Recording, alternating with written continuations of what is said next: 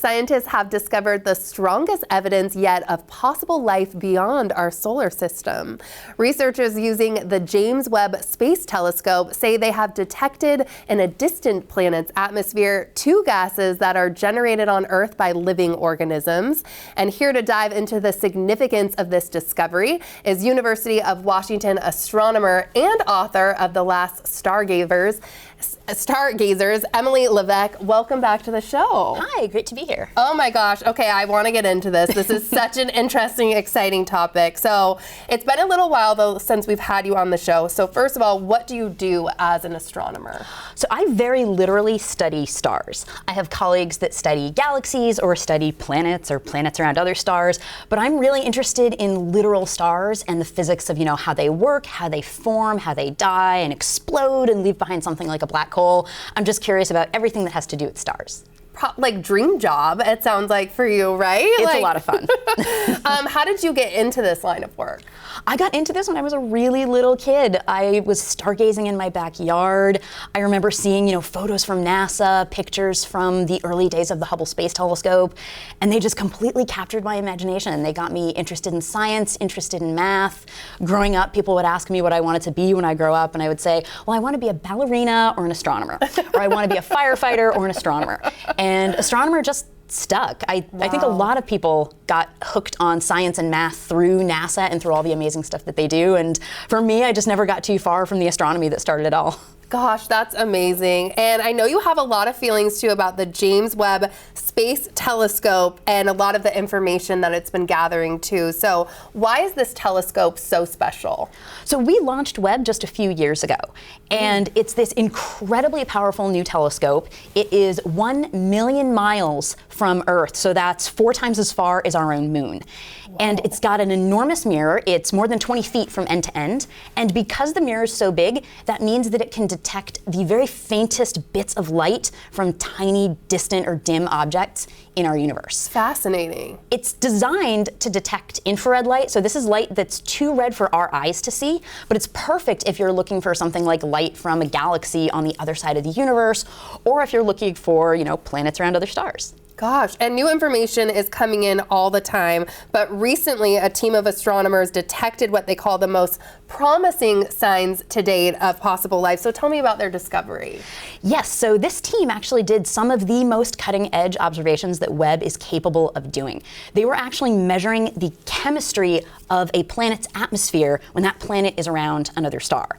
The way that they did this is actually super familiar, I think, to anybody living in Seattle, because we've all looked up and watched the sunlight sort of filtered through clouds on a not so clear day. Yeah. So imagine taking a scientific instrument and measuring the chemical fingerprint of that light filtering through the clouds.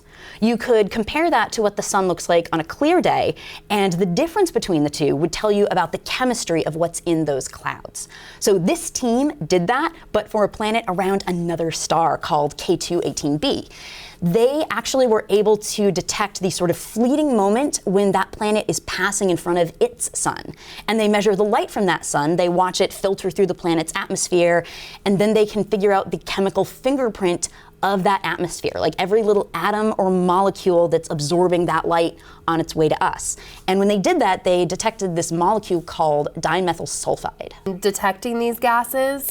So the reason they do this period is that we're always on the lookout when we look at planets around other stars for things called biosignatures. So this would be any sign that there might be life on that planet. This can be, aliens that are trying to talk to us or tiny microbes, but any of those would be exciting, just any sign of life on another planet at all. When we look at life here on Earth, we see dimethyl sulfide coming from bacteria or from algae in the ocean. So the idea is that if you're seeing a lot of this molecule in the atmosphere of another planet, it might be coming from alien algae in an ocean on that other planet. Whoa. So that's part of why a molecule like this is so interesting for scientists to study. Oh my gosh. Okay, and how far away is K2 18b. This name. Right? So it was discovered as part of a survey that was just looking for planets around other stars. And it got this very unexciting name because it was just one of many in a list. And then when we started taking a closer look at it, we realized it was interesting. It is 124 light years from Earth.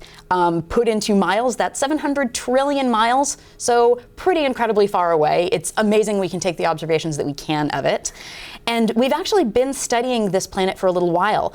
Hubble, years ago, looked for signs of water on this planet because it's sitting in what we call the habitable zone around its sun. Its sun is a lot smaller and a lot colder than our sun, but it's sitting at just the right spot so that it's not too hot, not too cold. It's in this Goldilocks spot where the planet could have liquid water. So Hubble looked for signs of liquid water.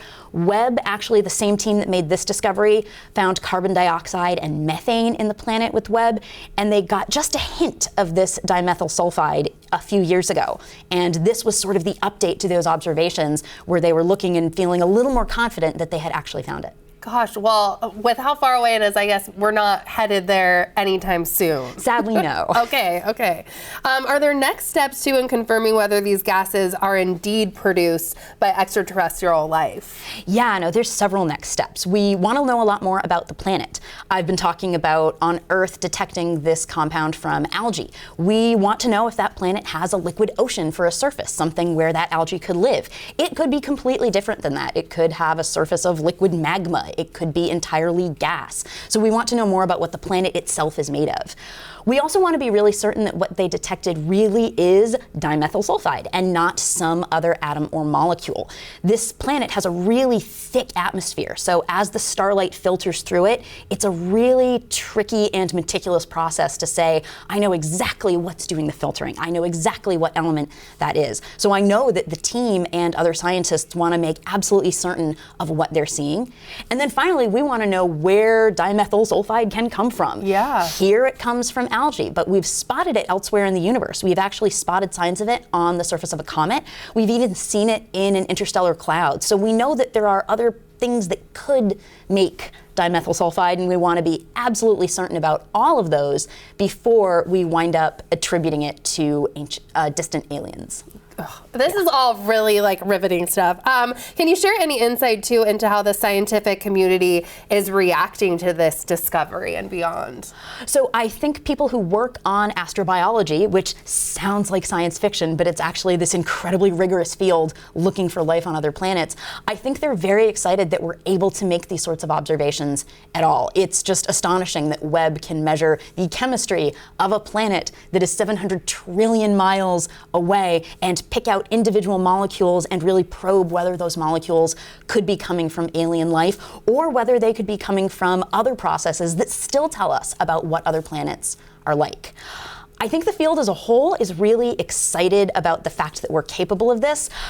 I think people are also a little worried though, and it doesn't have to do with the science of this discovery. I think people are excited about this research. I think they're curious about it. It's a really cool next step in this search for life on other planets. And the worry is that we want this to be the next step, and we want it to spark new questions. We don't want it to be the last step, because we are just starting to fully realize the capabilities of Webb and other NASA telescopes. The challenge right now is that NASA is facing catastrophic budget cuts. Right. And if things don't get better, they could be faced with this awful decision of literally turning off some of their telescopes or severely limiting those telescopes' capabilities. I think it's obvious from this that we don't want to limit our capabilities right now. We want to push those limits. And we need an organization like NASA that's able to do that. Thank you so much.